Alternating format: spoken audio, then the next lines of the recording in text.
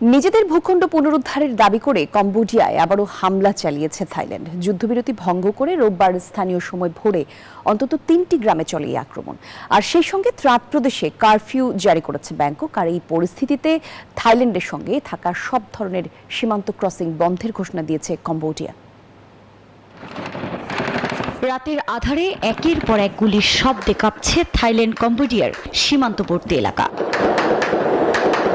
দিন যত যাচ্ছে বাড়ছে উত্তেজনা। শনিবার প্রথমে ট্রাম্পের মধ্যস্থতায় যুদ্ধবিরতির চুক্তি প্রত্যাখ্যান করেন থাইল্যান্ডের প্রধানমন্ত্রী অনুতিন চানভিরাকুল।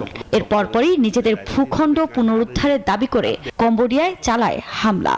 পদ্মা সেতু, মেট্রো রেল এবং এলিভেটেড এক্সপ্রেসওয়ে নির্মাণের গর্বিত অংশীদার বসুন্ধরা সিমেন্ট। কোনো যুদ্ধবিরতি আলোচনা হয়নি, কোনো চুক্তি হয়নি। ট্রাম্পের সাথে কেবল পরিস্থিতি নিয়ে আলোচনা হয়েছে। কম্বোডিয়া এখনো হামলা অব্যাহত রেখেছে। গণমাধ্যম জানায় রোববার স্থানীয় সময় ভোরে নমপেনের অন্তত 3টি গ্রামে চলে হামলা। এই ঘটনায় বিপাকে পড়েছেন স্থানীয় বাসিন্দারা। বিভিন্ন শিবিরে আশ্রয় নিলেও প্রাণ হারানোর ভয়ে কাটছে তাদের দিন। হামলা শুরুর পর বাচ্চাদের নিয়ে কোনো মতে পালিয়েছি। আমার কোনো জিনিসপত্রেরই পরোয়া ছিল না। আমার অগ্রাধিকার ছিল নিজেকে আর বাচ্চাদের জীবন বাঁচানো।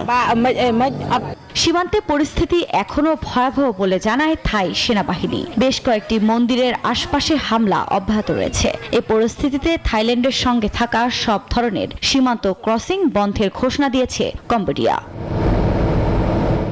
এদিকে সীমান্তে 7 দিনের টানা সংঘর্ষে দুই দেশে বহু মানুষ হতাহতের খবর পাওয়া গেছে, যাদের মধ্যে সেনাবাহিনীর পাশাপাশি বেসামরিক মানুষও আছেন। এছাড়া বাস্তুচ্যুত হয়েছেন 5 লাখের বেশি মানুষ।